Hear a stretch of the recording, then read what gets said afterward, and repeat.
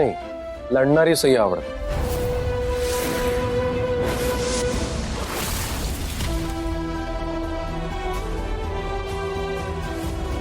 Sir काय चाललंय तुमचं?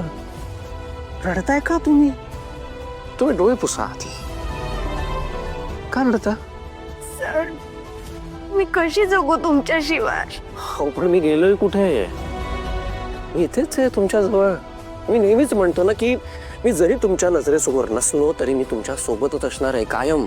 कुठे आहात तुम्ही? नाही आहात. कुठे शोधू सांगा ना. नाही, ही माझी सई नाहीये, अजिबात नाहीये. माझी सई अशी अशी हतबल होत नसते, घाबरत नसते. ती स्ट्रॉंग आहे, फायटर आहे ती.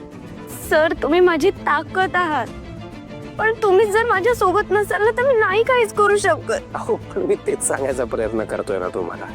मी जरी फिजिकली तुमच्या बरोबर नसलो तरी मी तुमच्या सोबतच आहे आणि कायम असणार आहे. सई मी नेहमी म्हणतो की की माझी बायको क्यूट आहे, खूप गोड आहे, इनोसेंट आहे, पण ऍट द सेम टाइम ती खूप इंटेलिजंट सुद्धा आहे.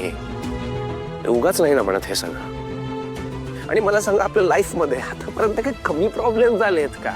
किती प्रॉब्लेम झाले, पण कुठल्याही सिच्युएशन मध्ये डोकं शांत ठेवून त्या प्रॉब्लेमवर सोल्युशन काढायचं ही खासियत आहे ना तुमची.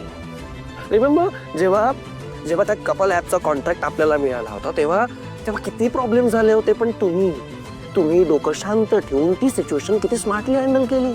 आठवतंय तो विक्रम? आठवतंय तो विक्रम जेव्हा आपल्या लाईफ मध्ये येऊन सगळं स्पॉइल करत होता तेव्हा तुम्ही कसं डोकं लावून त्याला आपल्या लाईफ मधनं बाहेर काढलं? आठवतंय? माझं लग्न देवांश सरांसोबत झालं, पण या माणसाने माझं आणि त्याचं लग्न झालंय असं खोटं सर्टिफिकेट बनवलंय आणि ते सर्टिफिकेट हा सगळ्या जगाला दाखवत बसलाय. आणि याचा खोटा हिडेपणा हा सगळ्यांसमोर यावा ना, म्हणून मी हे नाटक केलं. आता रिसेंटली जेव्हा आपल्या ऑफिसमध्ये सगळ्यांनी तुमच्यावर आळ घेतला होता की तुम्ही त्या कॉन्ट्रॅक्टची अमाऊंट लीक केली आहे, तेव्हा सुद्धा डोकं शांत ठेवून तुम्ही स्वतःला निर्दोष प्रूफ केलं होतं. आठवतंय? एक्झॅक्टली तसंच या सिच्युएशन मधून पण आपण बाहेर पडू. मला माहिती आहे तुम्ही मला बाहेर काढणार या सगळ्यातनं.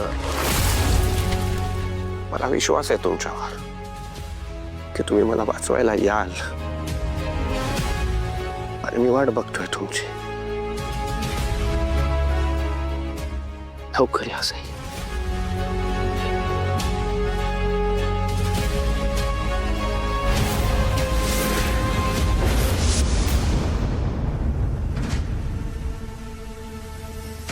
सर